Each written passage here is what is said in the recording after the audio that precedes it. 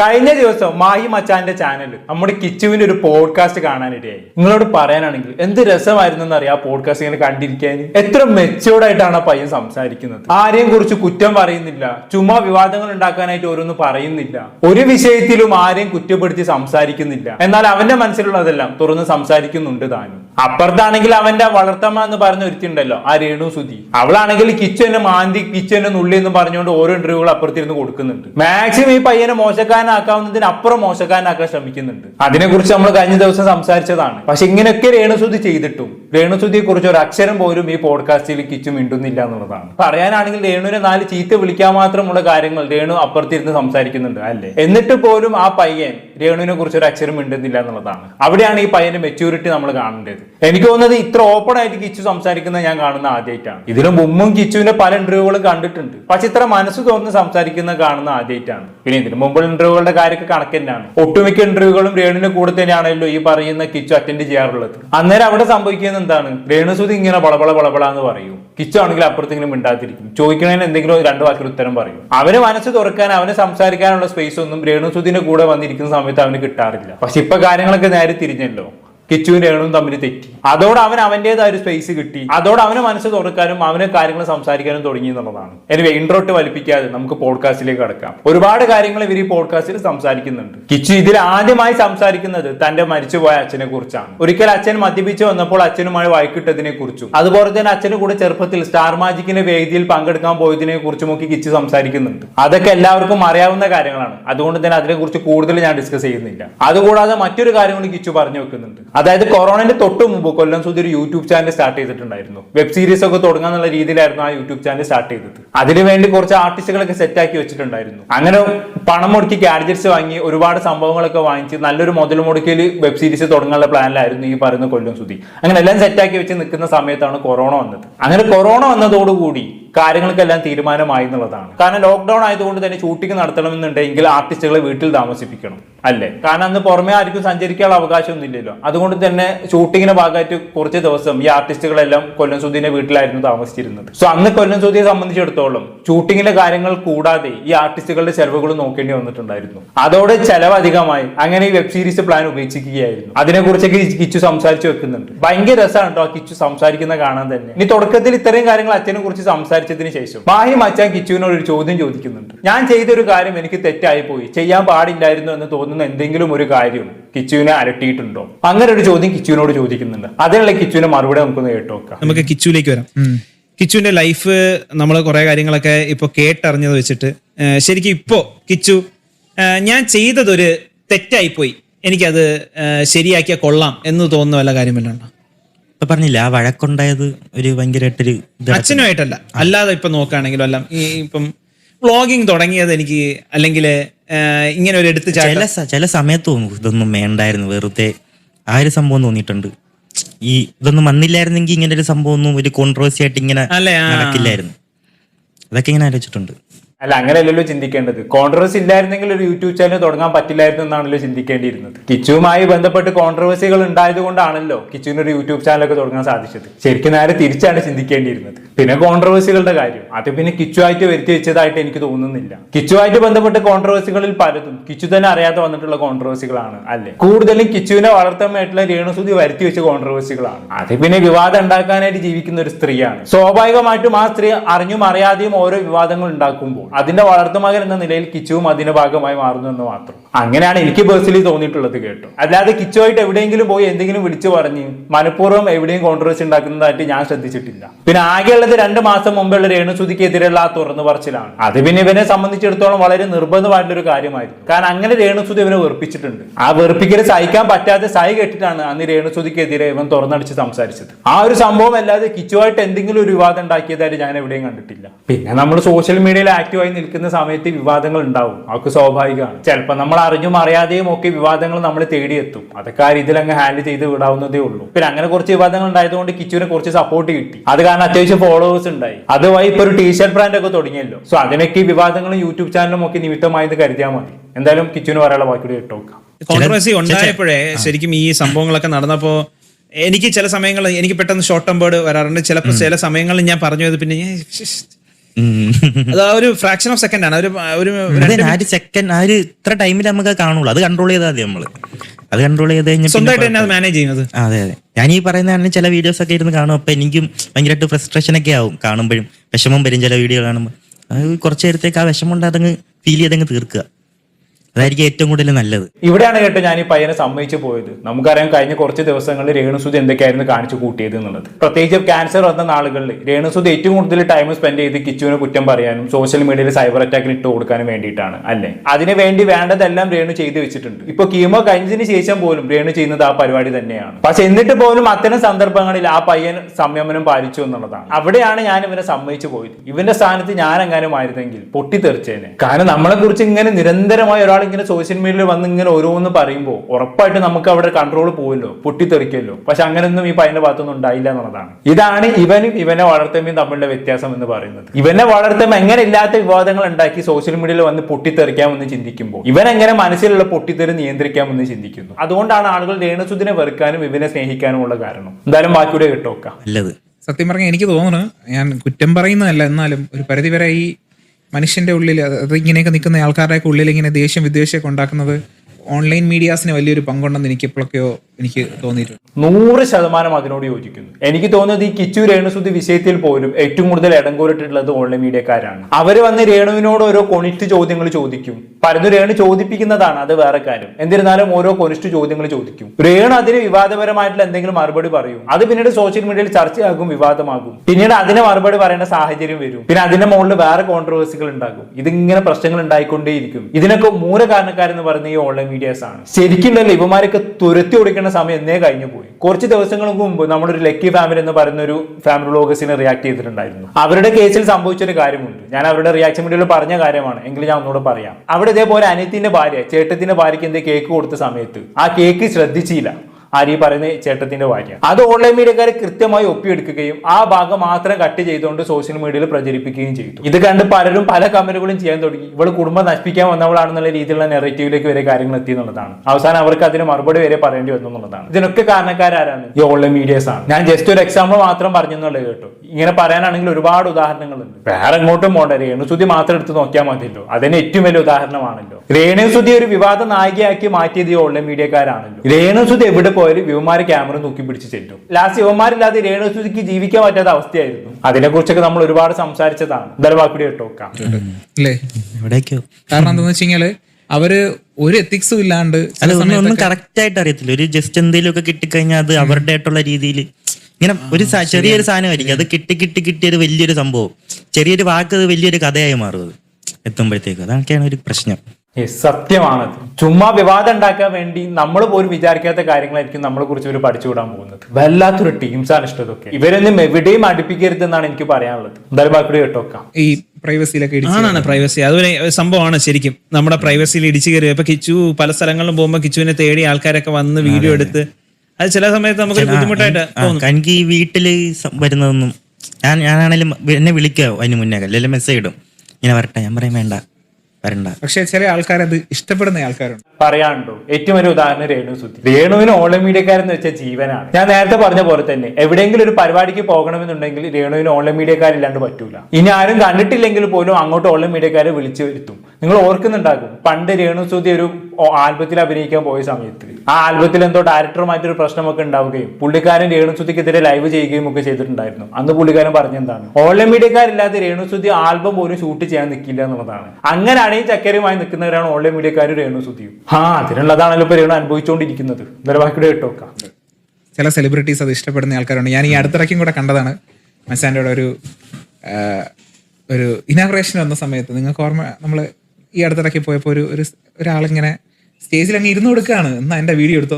Yes, അങ്ങനത്തെ ഒരുപാട് ആൾക്കാരുണ്ട്. അതൊക്കെ ചെയ്യുന്നത് വൈറലാവാൻ വേണ്ടിയിട്ടാണ്. ഇവർക്ക് എങ്ങനെയെങ്കിലും കുറച്ച് പേരെടുക്കണം. ഇനി വിവാദം ഉണ്ടാക്കിയിട്ടാണെങ്കിലും വൈറലാവണം. അതിനുവേണ്ടി ഇങ്ങനെ ഓൺലൈൻ മീഡിയക്കാരെ വിളിച്ചു വരുത്തി ഓരോന്ന് ചെയ്യിപ്പിക്കുന്നതാണ്. എന്ത് ചെയ്തിട്ടാണെങ്കിലും വേണ്ടില്ല, എങ്ങനെയും വൈറലായാൽ മതി എന്ന് ചിന്തിക്കുന്ന കുറെ എണ്ണം ഇഷ്ടം. ആറ്റുകാൽ പൊങ്കാലിന്റെ സമയത്തൊക്കെ നമ്മൾ കണ്ടതാണല്ലോ. അതിനെ കുറിച്ചൊന്നും പറയാത്തതാണ് നല്ലത്. ബാക്കി ഉണ്ടോക്കുന്നല്ലോ. അത് ഇഷ്ടപ്പെടുന്ന ആൾക്കാരും ഉണ്ട്. ഇപ്പൊ അത് വെച്ചിട്ടായിരിക്കാം അവര് ഈ പറഞ്ഞതുപോലെയൊക്കെ പ്രൈവസിയിൽ കുറച്ചുകൂടെ ഒക്കെ ഇടിച്ചു കയറുന്നത്. എനിക്ക് പണ്ട് ഇഷ്ടമായിരുന്നു. ഇപ്പം എന്തോ ഒരു നമ്മുടെ ഫാമിലി ലൈഫ് എന്തെങ്കിലും ഒരു കാര്യത്തിന് പോകുമ്പോൾ നമ്മൾ ചോദ്യങ്ങൾ നല്ലതായ കുഴപ്പമില്ല. ഇപ്പൊ പെട്ടെന്ന് വന്ന് ഇങ്ങനെ ചോദിക്കുന്നത് ഇത് ചുമ്മാ വരുന്ന സ്ഥലത്ത് വന്നിട്ട് വേറെ ചോദ്യം ചോദിക്കുക. ആക്ച്വലി അതാണല്ലോ അവർക്ക് വേണ്ടത്. മര്യാദയ്ക്ക് ചോദ്യങ്ങൾ ചോദിച്ചു കഴിഞ്ഞാണെങ്കിൽ വിവാദങ്ങൾ ഉണ്ടാവില്ല. വിവാദങ്ങൾ ഉണ്ടായിട്ടില്ല എന്നുണ്ടെങ്കിൽ ഇവരുടെ ചാനൽ റീച്ച് കിട്ടൂല. ഇവർക്ക് എങ്ങനെയും വിവാദങ്ങൾ ഉണ്ടാക്കണം. അപ്പൊ അവരെന്തെങ്കിലും കൊനിഷ്ഠ ചോദ്യങ്ങൾ ചോദിക്കും. അങ്ങനെ ചോദിക്കുന്ന സമയത്ത് അപ്പുറത്ത് നിൽക്കുന്ന വ്യക്തിയാണെങ്കിലോ അൺകോൺഷ്യസ് ആയ എന്തെങ്കിലും മറുപടി പറയുകയും ചെയ്യും. അവർക്ക് അത് മതി, അത് കിട്ടിയ പിന്നെ അവരങ്ങ് പൊലിപ്പിച്ചോളും. എവിടെ ചെന്നാലും എന്തെങ്കിലുമൊക്കെ വിവാദം ഉണ്ടാക്കണമെന്ന് ചിന്തിച്ച് നടക്കുന്ന ടീംസാണ് ഇവരൊക്കെ. ഇവരെ കാരണമുണ്ടായ പുകലുകളൊക്കെ നമ്മൾ മുമ്പ് ഒരുപാട് തവണ ഡിസ്കസ് ചെയ്തതാണ്. ഒരു കല്യാണ ഫംഗ്ഷനിൽ വിളിച്ചാൽ പോലും അവിടെ ഇന്ന് വിവാദം ഉണ്ടാക്കണമെന്ന് മാത്രമാണ് ഇവര് ചിന്തിക്കുന്നത്. ഇതുകൊണ്ടൊക്കെ തന്നെയാണ് ഇവരെ അങ്ങോട്ടും അടുപ്പിക്കരുത് എന്ന് ഞാൻ പറയുന്നത്. പക്ഷെ ഇപ്പൊ കുറെ സെലിബ്രിറ്റീസിനൊക്കെ ബോധം വെച്ച് കേട്ടോ. ഇപ്പൊ പല സെലിബ്രിറ്റീസും അവരുമായി ബന്ധപ്പെട്ട് എന്തെങ്കിലും ഫംഗ്ഷൻ ഉണ്ടാകുന്ന സമയത്ത് ഓൺലൈൻ മീഡിയക്കാരെ അടുപ്പിക്കാറില്ല. കാരണം പണ്ട് അടുപ്പിച്ചതിന് അവർ ഒരുപാട് അനുഭവിച്ചിട്ടുണ്ടല്ലോ. അതുകൊണ്ട് തന്നെ പലരും ഇപ്പം അവരെ മാറ്റി നിർത്താറാണ് പതിവ്. പിന്നെ രേണുവിനെ പോലെ എന്ത് ചെയ്താലും വിവാദം ഉണ്ടാക്കണമെന്ന് ചിന്തിച്ച് നടക്കുന്ന കുറച്ച് ടീംസ് ഉണ്ട്. അവർ മാത്രമേ ഇപ്പോൾ ഓൺലൈൻ മീഡിയക്കാർ കൊണ്ട് നടക്കാറുള്ളൂ. ശരിക്കും പറഞ്ഞാൽ അവരുടെ കൂടെ മാത്രമേ ഓൺലൈൻ മീഡിയക്കാർ പോകുന്നുള്ളൂ. കാരണം അവർക്ക് എന്തെങ്കിലും നക്കാപ്പിച്ച കിട്ടണമെങ്കിൽ ഇവർ കഴിഞ്ഞിട്ട് വേണമല്ലോ. ബാക്കിയുള്ളവരാണെങ്കിൽ ഇവരെ അടുപ്പിക്കുന്നുമില്ല. അങ്ങനെ കുറെ ടീംസ് ഇഷ്ടമാണ്. ബാക്കി ഉണ്ടോക്കെ എന്തായാലും ആ സമയത്ത് നമ്മൾ ചിലപ്പോ ഏത് മൂഡിലാണെന്ന് അറിയില്ല. പെട്ടെന്ന് ക്യാമറ ഒക്കെ വന്നിട്ട് ഇങ്ങനെ എന്നിട്ട് ഈ ഇടയ്ക്ക് എൻ്റെ അടുത്ത് ചേട്ടാ വീടിന്റെ അഡ്രസ് ഒന്ന് തരുമോ? ഞാൻ പറഞ്ഞു എന്ത് പറ്റി?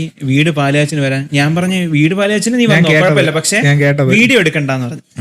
അയ്യോ അതാ വേണോന്ന് വീഡിയോ എന്തിനു മോനെ? വീഡിയോ ഞാൻ ആരെയും വീഡിയോ വ്ളോഗേഴ്സിനെ ഒന്നും ഞാൻ അങ്ങനെ വിളിക്കുന്നില്ല, ആരും ഇല്ല, ഞാൻ മാത്രം. എന്നാലും വീഡിയോ എടുക്കാതെ അവരങ്ങനെയാ ചിന്തിക്കുന്നത്. അതെ അതെ അതെ. അങ്ങനെ വല്ലതും തുടങ്ങണമെന്ന് ആഗ്രഹം വല്ലതും ഉണ്ടായിരുന്നു? അതാവുമ്പോ ഫേസ് കാണിക്കണ്ട, ക്യാമറയും കൊണ്ട് പോയാൽ മതി. ഇല്ല, എനിക്ക് ഏറ്റവും കൂടുതൽ ഇഷ്ടമുള്ളതൊരു സംഭവം ഇപ്പൊ അത് ആണോ? അതെ, ഇവന്റെ ജീവിതം ഈ നിലയിലാക്കിയത് ഓൺലൈൻ മീഡിയക്കാരാണ്. ഈ ചങ്ങ എവിടെ ചെന്നാലും ക്യാമറയും പൊക്കി പിടിച്ചോണ്ട് വരും. രേണുവിനെ കുറിച്ച് എന്താണ് പറയാനുള്ളത്? രേണു കിച്ചുവിനെ കുറിച്ച് അങ്ങനെ പറഞ്ഞല്ലോ ഇങ്ങനെ പറഞ്ഞല്ലോ, അതിനെ കുറിച്ച് എന്താണ് പറയാനുള്ളതെന്നും പറഞ്ഞുകൊണ്ട് ഇവന്റെ അടുത്തേക്ക് ക്യാമറയും പിടിച്ചു വരും. ഇവരാണെങ്കിൽ അതിനെ കുറിച്ച് സംസാരിക്കാനും താല്പര്യമില്ല. എന്നാൽ ഇവരെന്തെങ്കിലുമൊക്കെ ചോദിക്കും. വല്ലാത്തൊരു വൃത്തികെട്ട അവസ്ഥയാണത് അല്ലേ? പിന്നെ ഇവന്റെ അച്ഛന്റെ ചരമവാർഷികത്തിന്റെ സമയത്തൊക്കെ ഇവന്റെ വീട്ടിൽ വന്ന് ഓൺലൈൻ മീഡിയക്കാരെ കാണിച്ചു കൂട്ടിയ കസർത്തുകൾ അതൊക്കെ വൻ വിവാദമായി മാറിയിട്ടുണ്ടായിരുന്നല്ലോ. ചിലപ്പോൾ ഇതൊക്കെ കണ്ടിട്ടാവണം ഇവൻ ഓൺലൈൻ മീഡിയക്കാരെ വെറുത്ത് തുടങ്ങിയത്. ധർമാക്കൂടെ ഉണ്ടോക്കാം. കാരണം അച്ഛന്റെ ചടങ്ങിന് വരെ ഇവര് വന്നിങ്ങനെ നിൽക്കും, രാവിലെ തൊട്ടേ നിൽക്കും. അയ്യോ ഓർമ്മിപ്പിക്കല്ലേ പൊന്നെ, അന്നുണ്ടായ പൊകിലുകളോ എന്തായാലും നിൽക്കും. അപ്പൊ സലീം കുമാറിന്റെ ആ ഒരു കണ്ടായിരുന്നു ആ വീഡിയോ, ചന്തു ചൂടാവുന്നത്? കണ്ടായിരുന്നു. അത് കറക്റ്റ് ആയിട്ട് തോന്നിയോ ചന്തു? എനിക്ക് ആ സമയത്ത് ഞാൻ അച്ഛൻ്റെ ഒരു സമയത്ത് നിന്നപ്പോൾ എനിക്ക് നിൽക്കാൻ പോലും പറ്റുന്നില്ലായിരുന്നു. കാരണം അത്ര ഒരു ചെറിയൊരു സ്ഥലം അതിനകത്ത് ഇടുങ്ങി നിൽക്കുമോ, ശ്വാസം മുട്ടി വരെ നിൽക്കുമോ. ഇങ്ങനെ ഈ പെട്ടി ഉണ്ടല്ലോ, ആ പെട്ടി വരെ ഇങ്ങനെ വീഴാന്നുള്ളൊരു സിറ്റുവേഷനിൽ നിൽക്കുക.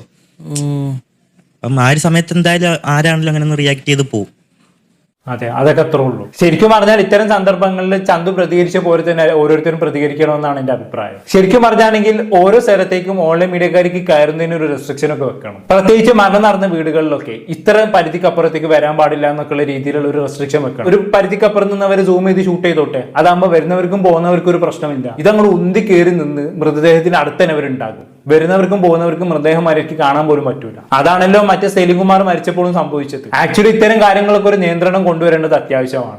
ഇങ്ങനെയൊക്കെയാണ് ഓൺലൈൻ മീഡിയസുമായി ബന്ധപ്പെട്ടുള്ള ചർച്ചകൾ എന്ന് പറയുന്നത്. എന്തായാലും ബാക്കിയൂടെ ഇട്ടോക്കെ കിച്ചു ഇങ്ങനെയൊക്കെ സംസാരിക്കാൻ തുടങ്ങി. അങ്ങനല്ല ഞാൻ കഴിഞ്ഞ ഇതിപ്പോ ഒരു ഓണം വരാറായി, ഈ ഓണം വരാറായി. ഈ കഴിഞ്ഞ ഓണത്തിന് കുറെ ഇന്റർവ്യൂസിൽ ഞാൻ കണ്ടിട്ടുള്ള കിച്ചു ഇത്രയൊന്നും സംസാരിക്കണ ഞാൻ കണ്ടിട്ടേ ഇല്ല. ഓയോ ആണ് ഭയങ്കര ഒരു മെഡിക്കൽ മിറാക്കിളാണ് നടന്നിരിക്കുന്നത്. ഇത് ആരാ പഠിപ്പിച്ചെടുത്തത്? ഇത് സ്വന്തമായിട്ട് വന്നതാ. എനിക്ക് തന്നെ ഉണ്ടായിരുന്നു സംസാരിക്കണം നല്ലപോലെ, ഒരടുത്ത് നിന്ന് കഴിഞ്ഞാൽ ഒരു നല്ലപോലെ സംസാരിക്കാൻ പറ്റണം. അതെ, അതൊക്കെ അത്രേ ഉള്ളൂ. അതിന് മുമ്പുള്ള ഇന്റർവ്യൂകളിലൊക്കെ കിച്ചുവിന് സംസാരിക്കാനുള്ള സ്പേസ് കിട്ടിയിട്ട് വേണ്ടേ. ഞാൻ തുടക്കത്തിൽ പറഞ്ഞ മാതിരി എപ്പോഴും രേണുസുദിന്റെ കൂടെ വന്ന ഇന്റർവ്യൂകളുടെ സൈഡിൽ കുത്തിരിക്കലായിരുന്നു ഈ പയ്യന്റെ പരിപാടി. ഇവൻ എന്തെങ്കിലും പറയാൻ വാ തുറക്കുമ്പോഴേക്കും ചാടി കയറി രേണു എന്തെങ്കിലും മറുപടി പറയും. അപ്പൊ ഇവന് സൈലന്റ് ആയി നിൽക്കുന്ന സിറ്റുവേഷൻ വരും. ഇപ്പോഴാണല്ലോ ഇവനൊരു ഒറ്റയാനായി മാറിയത്, ഇവന് സംസാരിക്കാനുള്ള സ്പേസ് കിട്ടിയത്. അതുകൊണ്ട് അവൻ നന്നായി സംസാരിക്കുന്നു. അത്രേ ഉള്ളൂ. ബാക്കി ഇട്ടോ എന്തായാലും എന്തായിരിക്കും വലിയൊരു മോട്ടിവേറ്റർ അങ്ങനെ വല്ലാവോ? ഇനി എന്താണ് അടുത്ത വർഷം ആവുമ്പോ ലക്ഷ്യം വെച്ചിരിക്കുന്നത്? ഒരു സ്ഥലമെങ്കിലും എങ്ങനെയൊക്കെ ഒന്ന് വാങ്ങണം ഈ പ്രായത്തിൽ. അതാണെന്ന് ആരും ഇറക്കി വിടാൻ പോകരുത് തന്നെ. ആ ഒരു സംഭവം എനിക്കൊന്ന് ബിൽഡ് ചെയ്തെടുക്കണം. ഇറക്കി വിട്ടോ? ഇല്ല, എനിക്ക് അങ്ങനെ ഒരു ഫീല് തോന്നരുത് നിൽക്കുമ്പോ. ഇതാണ് ഈ പോഡ്കാസ്റ്റിന്റെ ഹൈലൈറ്റ് എന്ന് പറയുന്നത്. വളരെ നല്ല തീരുമാനമാണ് കിച്ചു എടുത്തിട്ടുള്ളത്. കിച്ചുവിനെ സംബന്ധിച്ചിടത്തോളം കോട്ടയത്ത് കിച്ചുവിന് സ്വന്തമായിട്ട് ഒരു വീടുണ്ട് അല്ലേ, കിച്ചുവിന് ഋതപ്പന് അവകാശപ്പെട്ട വീട്. പക്ഷെ ആ വീടുമായി ബന്ധപ്പെട്ട് റീസെയിൽ ഉണ്ടായ കോൺട്രവേഴ്സികളൊന്നും ആരും മറന്നു കാണില്ലെന്ന് വിചാരിക്കുന്നു. ആ വീടിന്റെ സ്ഥല ഉടമയായിട്ടുള്ള ബിഷപ്പ് ഈ പറയുന്ന കിച്ചുവിനെതിരെ രംഗത്ത് വരികയും രേണുവിനെ കുറിച്ച് ഒരു അക്ഷരം വേണ്ടി കഴിഞ്ഞാണെങ്കിൽ ആ വീട്ടിൽ നിൽക്കരുത് എന്ന് വാണിംഗ് വരെ കൊടുക്കുകയും ചെയ്തു അല്ലേ. ശരിക്കും പറഞ്ഞാൽ രേണു ബിഷപ്പിനെ സ്വാധീനിച്ചതാണ് സംഭവം, അത് വേറെ കാര്യം, അതെല്ലാവർക്കും മനസ്സിലായിട്ടുമുണ്ട്. അങ്ങനെ ഒരു സാഹചര്യത്തിൽ ഇങ്ങനെയൊക്കെ നിബന്ധനകൾ വെക്കുമ്പോൾ ആ വീട്ടിൽ എന്തുകൊണ്ട് നിൽക്കാത്തതാണ് നല്ലത്? ആ വീട് രേണു ഋതപ്പൻ എടുത്തോട്ടെ, അതാണ് ഏറ്റവും നല്ലത്. അതിന് വേണ്ടിയിട്ടാണല്ലോ രേണു ഇത്രയും കാലം കഷ്ടപ്പെട്ടത്. അതെന്തായാലും സക്സസ് ആയി. എന്തായാലും കിച്ചുവിന്റെ വാക്കുകൾ കേൾക്കുന്ന സമയത്ത് ഈ ലോകത്തെ ഏറ്റവും കൂടുതൽ സന്തോഷിക്കുന്ന രേണു ആയിരിക്കും. കാരണം എന്തിനു വേണ്ടിയിട്ടാണ് രേണു ഈ കണ്ട വിവാദങ്ങളൊക്കെ ഉണ്ടാക്കിയത്, അതങ്ങ് സക്സസ് ആയി കിട്ടി എന്നുള്ളതാണ്. ആ വീട് വേണ്ടാന്ന് കിച്ചു തന്നെ ഇപ്പൊ ഇൻഡയറക്റ്റ് ആയി തുറന്നു പറഞ്ഞിട്ടോ. സന്തോഷിച്ചാട്ടെ രേണു, സന്തോഷിച്ചാട്ടെ. ബാക്കി കേട്ടോ എന്തായാലും എങ്ങനെ പോസിറ്റീവ് കമന്റ്സ് ഒക്കെ അല്ലേ വരുന്നത്? അത് തന്നെ വരും. നെഗറ്റീവ്സ് ഒന്നും അങ്ങനെ വരുമല്ലോ, എന്തായാലും വരാതിരിക്കില്ലല്ലോ. ഫേസ്ബുക്കിൽ വീഡിയോ അപ്ലോഡ് ചെയ്യുന്നുണ്ടോ? പിന്നെ അതിലാണ് വരിക. അതുപോലെ അത് വേറെ യൂണിവേഴ്സിറ്റി സംഭവം. അത് ഈ പോസിറ്റീവ് ആയിട്ടുള്ള ആൾക്കാർ അവിടെ പോയി കഴിഞ്ഞാൽ നെഗറ്റീവ് ആവും. എന്തിട്ടാലും നെഗറ്റീവ് വരുന്ന അതെ അതെ അതെ. ഒരു വില്ലൻ പ്ലാറ്റ്ഫോം ആണ് ആക്ച്വലി. അതെ, നമ്മൾ നാടിന് നല്ലത് ചെയ്തിട്ടാ പോലും ഒരു അപ്രീസിയേഷൻ കിട്ടും. അച്ഛനും അമ്മയൊക്കെ മിസ് ചെയ്യുന്നുണ്ടെങ്കിൽ അതിൽ കയറിയാൽ മതി. ഓ സത്യം, ഫേസ്ബുക്കിന്റെ കാര്യം ഓർമ്മിപ്പിക്കാത്തതാണ് നല്ലത്. ഇങ്ങനെ തെറി വിളിക്കാനായിട്ടുള്ള ഒരു പ്ലാറ്റ്ഫോം. എന്നെ സംബന്ധിച്ചിടത്തോളം എന്ത് വീഡിയോ ഫേസ്ബുക്കിൽ ഇട്ടാലും തെറിവിളിയാണ്. 2-3 കൊല്ലം മുമ്പെയാണ് ഞാൻ ഫേസ്ബുക്കിൽ വീഡിയോസ് ഇട്ട് തുടങ്ങുന്നത്. തുടക്ക സമയങ്ങളിലൊക്കെ ഞാൻ എന്റെ വീഡിയോസ് ഇടുന്ന സമയത്ത് ഞാൻ അതിന്റെ കമന്റ് ബോക്സ് ഒക്കെ വായിച്ചു നോക്കാറുണ്ടായിരുന്നു. പിന്നെ എന്നും തെറിവിളി ആയതുകൊണ്ട് ഞാൻ പിന്നെ ഫേസ്ബുക്കിന്റെ കമന്റ് ബോക്സ് അധികം മൈൻഡ് ചെയ്യാറില്ല. പക്ഷേ യൂട്യൂബ് അങ്ങനെയല്ല, കുറച്ചുകൂടി നല്ല ഓഡിയൻസ് ആണുള്ളത്. നമ്മൾ നല്ല വീഡിയോസ് ചെയ്യുമ്പോൾ നല്ലത് പറയും, മോശം വീഡിയോസ് ചെയ്താണെങ്കിൽ മാന്യമാറ്റി വിമർശിക്കുകയും ചെയ്യും. അങ്ങനെയുള്ള ഒരു ഓഡിയൻസ് ആണ് യൂട്യൂബിലുള്ളത്. അതുകൊണ്ട് തന്നെ യൂട്യൂബിന്റെ കമന്റ് ബോക്സ് എനിക്ക് ഭയങ്കര ഇഷ്ടമാണ്. പക്ഷെ ഫേസ്ബുക്ക് ഞാൻ മൈൻഡ് ചെയ്യാനേ പോകാറില്ല എന്നുള്ളതാണ്. കാരണം ഒരാളെ കുറിച്ച് നല്ലത് പറഞ്ഞിട്ടാലും മോശം പറഞ്ഞിട്ടാലും അതിൽ തെറിവിളിയോട് തെറിവിളിയാണ്. അങ്ങനെ ഇരിക്കുന്ന സമയത്താണ് ഈ അടുത്ത കാലത്ത് എന്റെ വൈഫിന്റെ ഫാമിലിയിൽ ഒരു ഫംഗ്ഷൻ ഞാൻ അറ്റൻഡ് ചെയ്യുന്നത്. അവിടെ വെച്ച് അവളുടെ ഒരു ബന്ധു എന്നോട് ഇങ്ങനെ സംസാരിക്കുന്നുണ്ടായി. മൂപ്പര് ഫേസ്ബുക്കിൽ ഭയങ്കര ആക്റ്റീവാണ്. അങ്ങനെ മൂപ്പര് സ്ക്രോൾ ചെയ്ത് പോകുന്നതിനിടയ്ക്ക് എന്റെ 2-3 വീഡിയോസ് ഒക്കെ മൂപ്പര് അവിടെ ഇവിടെ ആയിട്ട് ഫേസ്ബുക്കിൽ കണ്ടിട്ടുണ്ട്. അപ്പൊ മൂപ്പര് അതൊക്കെ കണ്ട് അതിന്റെ കമന്റ് ബോക്സ് ഒക്കെ വായിച്ചിട്ട് എന്റെ അടുത്ത് ഒന്ന് ഇങ്ങനെ പറയാണ്, കൈസ നീ എന്ത് വീഡിയോ ഇട്ടാലും നിനക്ക് തെറിയാണല്ലോ, അതെന്താ ഇങ്ങനെയൊക്കെ തെറിവിളികൾ കേട്ടിട്ടും നിനക്ക് എങ്ങനെയാണ് വീഡിയോസ് ഒക്കെ ചെയ്യാൻ പറ്റുന്നതെന്ന് എന്നോട് ഇങ്ങനെ പറയുകയുണ്ടായി. അന്നേരമാണ് പിന്നെ കുറെ കാലത്തിന് ശേഷം ഞാൻ പിന്നെയും കമന്റ് ബോക്സ് ഒന്ന് ചെക്ക് ചെയ്യുന്നത് ഫേസ്ബുക്കിന്റെ. നേരത്തെ പറഞ്ഞ പോലെ തന്നെ എവിടെയും എപ്പോഴും തെറിവിളികളാണ് അതിൽ. ഇത് സംഭവം എന്താണെന്ന് വെച്ചാണെങ്കിൽ ഞാൻ പണ്ട് ഇതിനെ കുറിച്ച് പറഞ്ഞിട്ടുണ്ട്. ഫേസ്ബുക്കിന്റെ അൽഗോരിതത്തിന്റെ പ്രശ്നമാണ്. ഫേസ്ബുക്കിൽ നമുക്ക് ഒരിക്കലും ഒരു സ്ഥിര ഓഡിയൻസ് ഉണ്ടാവില്ല. ഇപ്പൊ നമ്മൾ ഇന്നൊരു വീഡിയോ ഇട്ട് അതിനൊരു 10,000 വ്യൂസ് ഫേസ്ബുക്കിൽ കിട്ടി കഴിഞ്ഞാണെങ്കിൽ നമ്മൾ അടുത്ത ഒരു വീഡിയോ ഇടുന്ന സമയത്ത് അതിനൊരു 10,000 വ്യൂസ് കിട്ടുകയാണെങ്കിൽ നമ്മൾ ആദ്യത്തെ വീഡിയോയിൽ കണ്ട 10,000 ആൾക്കാരായിരിക്കില്ല അടുത്ത വീഡിയോയിലുള്ള 10,000 ആൾക്കാർ കാണുന്നത്. വേറെ തന്നെ ഡിഫറെന്റ് ആൾക്കാരായിരിക്കും. അതായത് ഡിഫറെന്റ് ആൾക്കാർക്കാണ് ഈ ഫേസ്ബുക്ക് വീഡിയോസ് റെക്കമെൻഡ് ചെയ്യുന്നത്. പക്ഷേ യൂട്യൂബ് അങ്ങനെയല്ലല്ലോ. ഇന്ന് നമ്മളൊരു വീഡിയോ ഇട്ട് അതിനൊരു 10,000 വ്യൂസ് കിട്ടി കഴിഞ്ഞാണെങ്കിൽ നമ്മൾ ഇടുന്ന വീഡിയോസിന്റെ ഒരു 5,000 വ്യൂസും വരുന്നത് ഈ 10,000 വ്യൂലുള്ള ആൾക്കാരായിരിക്കും. അടുത്ത തവണ നമ്മൾ വീഡിയോ ഇടുമ്പോഴും ആ ഓഡിയൻസ് ആ വീഡിയോയും കാണും. കാരണം നമുക്കൊരു സ്ഥിരം ഓഡിയൻസ് എപ്പോഴും യൂട്യൂബിൽ ഉണ്ടാകും. നമ്മളെ കുറിച്ച് നല്ലത് പറയാനും നമ്മളെ തിരുത്താനും നല്ല ഓഡിയൻസ് യൂട്യൂബിൽ ഉണ്ടാകും. അതാണ് യൂട്യൂബും ഫേസ്ബുക്കും തമ്മിലുള്ള വ്യത്യാസം എന്ന് പറയുന്നത്. ഇടയിൽ കൂടെ പറഞ്ഞതേ ഉള്ളൂ കേട്ടോ. ഇതൊരു മക്കളുടെ ഉണ്ടോക്കാം കാണുമ്പോഴെല്ലാം സൈലന്റ് ഒരു മൂലയ്ക്ക് ആണല്ലേ ഇങ്ങനെ തന്നെ. ഇതൊന്നല്ല ഇതിനെ കാട്ടിയായിരുന്നു മിണ്ടത്തില്ല. ഡിപ്രഷന്റെ എക്സ്ട്രീം മിണ്ടാതെ ഒരു ഇങ്ങനെ തലയും കുനിച്ച് ഒരു മൂലയ്ക്ക് ഫ്രണ്ട് സർക്കിൾ നിൽക്കുമ്പോൾ കുഞ്ഞിലോട്ട് അങ്ങനെ ആയിപ്പോയി പെട്ടെന്ന്. ഒരു കൊറോണ ടൈമിൽ ഭയങ്കരമായിട്ട് ഇതായത് കമ്പ്യൂട്ടറിന്റെ ഫ്രണ്ടിൽ തന്നെ ഇരുന്നിരുന്നു അതിനകത്തൊരു ലോകം അങ്ങനെ മാത്രം അങ്ങ് പോയി. ഒരു പുറത്തൊരു ഇന്ററാക്ട് ഇല്ല. അത് കമ്പ്യൂട്ടർ ആയിരുന്നു വഷളാക്കിയത് ശരിക്കും, ഗെയിം കളിപ്പിച്ച് അങ്ങനെ അതൊരു സിറ്റുവേഷൻ. എനിക്ക് അതിലായിരുന്നു ഞാൻ സന്തോഷം. കാരണം അതിന്റെ പുറത്തോട്ട് ഇറങ്ങി ഒന്നും ഇല്ല ചെയ്യാൻ. അവിടെ ആണെങ്കിലും ഒരു സെറ്റപ്പ് അങ്ങനത്തെ രീതിയിലായിക്കൊണ്ട് എനിക്ക് അതിലായിരുന്നു ഒരു ഹാപ്പി. ഹാപ്പി എന്നല്ല, എനിക്കൊന്നും ആലോചിക്കാതെ അതിനകത്ത് ഇങ്ങനെ ഇരുന്നാൽ മതി. നമ്മളൊക്കെ ആണെങ്കിൽ അതിൻ്റെ അകത്ത് എന്തെങ്കിലും ഒളിപ്പിച്ചു വെച്ച് അല്ലെ അങ്ങനെയൊക്കെ. നിങ്ങള് ഞാനല്ലേ നീ എങ്ങനെയായിരുന്നു? ഓക്കെ, ഇവരൊക്കെ ആ സമയത്ത് ഗെയിം എങ്ങനെ കളിക്കുന്നുണ്ട്. നമ്മള് കമ്പ്യൂട്ടർ വെറുതെ ആവശ്യമില്ലാതെ തുണ്ടൊളിപ്പിച്ച് വെച്ച് കാണുന്നതിനെ കുറിച്ചാണ് പറയുന്നത്. അതൊക്കെ ഒരു കാലം. ഈ 90s കിഡ്സിൽ അങ്ങനെ ചെയ്യാത്ത ആൾക്കാർ വളരെ കുറവായിരിക്കും. ഞാൻ അതിനെ കുറിച്ച് അധികം സംസാരിക്കുന്നില്ല. സംസാരിച്ചു കഴിഞ്ഞാണെങ്കിൽ നമ്മളുടെ വീഡിയോസിന്റെ പർപ്പസ് മാറിപ്പോകും. അതോടെ അതവിടെ കിടക്കട്ടെ. എന്തായാലും ബാക്കി കണ്ടോ. ഓക്കെ ഗൈസ്, അപ്പൊ ഇത്രയൊക്കെ തന്നെയാണ് പോഡ്കാസ്റ്റ് വൈൻഡ് അപ്പ് ചെയ്യാം. എന്ത് തോന്നുന്നു? How do you feel now? Super. എനിക്ക് ഞാൻ ഇതേപോലെ ഒരു പോഡ്കാസ്റ്റ് അറ്റൻഡ് ചെയ്തിട്ടില്ല. സംഭവം കൊള്ളാം. അതെ, അതൊക്കെ അത്രേ ഉള്ളൂ. സംഭവം വേറെ ലെവലായിട്ടുണ്ട്. ഇത്ര രസകരമായിട്ട് കിച്ചു സംസാരിക്കുന്ന കാണുന്ന ആദ്യമായിട്ടാണ്. മാത്രവുമല്ല മാഹി മച്ചാനാണെങ്കിലും അധികം വെറുപ്പിക്കുന്ന ചോദ്യങ്ങളൊന്നും കിച്ചുവിനോട് ചോദിച്ചിട്ടുമില്ല. അവന് കംഫർട്ട് ആകുന്ന രീതിയിലുള്ള ചോദ്യങ്ങൾ മാത്രമാണ് ചോദിച്ചിട്ടുള്ളത് അല്ലേ. അതിനവനെ വളരെ രസകരമായി മറുപടി പറയുകയും ചെയ്തു. പോഡ്കാസ്റ്റ് എന്നൊക്കെ പറയുമ്പോൾ എങ്ങനെ വേണം? ഇവിടുത്തെ സോക്കോൾഡ് ഓൾഡ് മീഡിയാസ് ഒക്കെ ഇവരെ കണ്ടു പഠിക്കണം. ഇവിടെ മാഹി മച്ചാന് പകരം വേറെ വല്ലവരും ആയിരിക്കണം. വന്നിരുന്ന ആദ്യം തന്നെ ചോദിക്കുന്ന രേണുസുദിനെ കുറിച്ചായിരിക്കും. വേറെ ഒന്നിനെയും കുറിച്ച് അവർ ചോദിക്കില്ല. പക്ഷെ ഇവിടെ മാഹി മച്ചാനെ നോക്കി രേണുവിനെ കുറിച്ച് ഒരു അക്ഷരം പോലും മിണ്ടിയില്ല എന്നുള്ളതാണ്. ഈ പയ്യൻ എന്താണ് സംസാരിക്കാൻ താല്പര്യം അതിനെക്കുറിച്ച് മാത്രം ചോദിച്ച് അവരെ മാക്സിമം കംഫർട്ട് ആക്കി അവന് പറയുന്ന ഉത്തരങ്ങൾ കേട്ട് മാത്രം പോവുകയാണ് ചെയ്തത് അല്ലേ. അതിനെ മാക്സിമം ഫൺ ആക്കുകയും ചെയ്തു എന്നുള്ളതാണ്. ഇവിടെ മാഹി മച്ചാൻ എന്തുകൊണ്ടും ഒരു അപ്രീസിയേഷൻ അർഹിക്കുന്നുണ്ട് എന്നുള്ളതാണ്. ഇതൊരു ബാക്കി കേട്ടോക്കാം. ഭയങ്കര എനിക്ക് ഫ്രീ ആയിട്ട് സംസാരിക്കാൻ പറ്റി. അതാണ് ആദ്യത്തെ ഒരു വീഡിയോ ആയിരിക്കും ഞാൻ ഭയങ്കരമായിട്ട് ഇങ്ങനെ സംസാരിക്കുന്ന ഒരു വീഡിയോ വരിക. ആണോ? അതെ അതെ അതെ. സന്തോഷം. Exclusive Baaghi Machan. Thank you so much. അത് നമ്മുടെ ഫുഡിന്റെ ഗുണമാണോ അതോ നമ്മുടെ ഗുണമാണോ? അല്ല അത് നിങ്ങളുടെ ഗുണം. താങ്ക് യു അപ്പൊ എനിക്ക് അത്ര ഫ്രീ ആവാൻ പറ്റും ഭയങ്കര. എന്തോ ഒരു സന്തോഷമൊക്കെ കിട്ടിയതുപോലെ അല്ലേ? കുറച്ച് വിഷമങ്ങളൊക്കെ ഇങ്ങനെ മാറ്റി. ഇപ്പം ഒരു ഇന്റർവ്യൂവിനൊക്കെ പോയിരിക്കുമ്പോൾ പലതും എക്സ്പെക്ട് ചെയ്തിട്ടൊക്കെ ആയിരിക്കും, അല്ലെങ്കിൽ പലതിനോടും പേടിച്ചിട്ടൊക്കെ ആയിരിക്കും പോയിരിക്കുന്നത്. എപ്പോഴും ഇരിക്കുമ്പോ അങ്ങനെ ആയിരിക്കും ഇരിക്കുക. ഇത് അങ്ങനെയൊന്നും ഇല്ല മോനെ. അതാണ് നമുക്ക് ഞാൻ നേരത്തെ പറഞ്ഞ പോലൊക്കെ തന്നെ വെറുപ്പിക്കുന്ന ചോദ്യങ്ങളൊന്നും ചോദിച്ചില്ല. അവരെന്താണ് കേൾക്കാൻ ആഗ്രഹിക്കുന്ന ചോദ്യം, ആ ചോദ്യങ്ങൾ മാത്രം ചോദിച്ച് അവനെ മാക്സിമം കംഫർട്ട് ആക്കിയിട്ടാണ് ഇവർ ഈ പോഡ്കാസ്റ്റ് എടുത്തിട്ടുള്ളത്. അതുകൊണ്ട് തന്നെയാണ് ഈ പോഡ്കാസ്റ്റ് ഞാൻ ഭയങ്കര എൻജോയ് ചെയ്യാനുള്ള കാരണവും. എന്തായാലും മാഹി മച്ചാന് പോഡ്കാസ്റ്റിന് ഇതൊരു ബൂസ്റ്റപ്പ് ആയെന്ന് പറഞ്ഞാൽ മതിയല്ലോ. ഇനിയിപ്പോ കിച്ചുവിന്റെ പോഡ്കാസ്റ്റ് കാണുന്ന ഏതൊരാളും മാഹി മച്ചാന് ഒരു പോഡ്കാസ്റ്റ് നൽകാൻ തയ്യാറാവുന്നുള്ളതാണ്. അത് വേറെ കാര്യം. ഇനി ഇതെല്ലാം കഴിഞ്ഞ അവസാനം കിച്ചുവിന് ഒരു അഡ്വൈസ് കൊടുക്കുന്നുണ്ട് മച്ചാന്. അതെനിക്കൊന്ന് ഭയങ്കരമായിട്ട് ഇഷ്ടപ്പെട്ടു എന്നുള്ളതാണ്. നമ്മൾ എന്തായാലും ആ അഡ്വൈസ് കൂടെ കണ്ടേച്ച് നിർത്താം. സ്വന്തമായിട്ടൊക്കെ ഏൺ ചെയ്ത് ഒരു വീടൊക്കെ വെക്കുമ്പോൾ കിട്ടുന്ന ഒരു ഫീൽ ഉണ്ട് മോനെ. നിങ്ങളിപ്പം വെച്ചല്ലേ ആ ഒരു ഫീല് പറയാൻ. 14 വർഷം എടുത്തു ഞാൻ അതിന് വേണ്ടിയിട്ട്. കാരണം എനിക്ക് എന്റെ ജോലി കിട്ടുന്ന 22 വയസ്സിലാണ്. ഈ 22 വയസ്സിന് ഞാൻ കഷ്ടപ്പെട്ട് കുറെ എനിക്ക് കിട്ടുന്ന ഇത് പ്രൊമോഷൻസ് വഴിയുള്ള പൈസ ഇതൊക്കെ ഞാൻ സേവിങ്സിലോട്ട് മാറ്റിക്കും. അപ്പൊ നീ കുറെ ഉണ്ടാക്കുന്നുണ്ടല്ലോ, പല സൈഡിൽ നിന്ന് ഇങ്ങനെ കുറെ ഉണ്ടാക്കുന്നുണ്ടോ, നീ എവിടെയാണോ ഈ പൈസ ഒക്കെ കൊണ്ട് പൂത്തി വെക്കുന്നത് എന്നൊക്കെ പറഞ്ഞ് കൂട്ടുകാരന്മാര് കളിയാക്കും. കൂട്ടുകാരന്മാരുടെ കളിയാക്കൽ പക്ഷെ അത് സ്നേഹമുള്ള കളിയാക്കലാണ്. ഒരു ചുറ്റുവട്ടത്ത് ചിലർ ഏങ്ങി കളിയാക്കും. കാരണം ഇവ എന്തോടാ ഈ പൈസ, അങ്ങനെയൊക്കെ ഏങ്ങലുണ്ട്. ചില സമയം നമ്മൾ തളർന്ന് വീഴും ഈ ഏങ്ങല്. കണ്ണ് എന്ന് പറയുന്ന സാധനമുണ്ട്.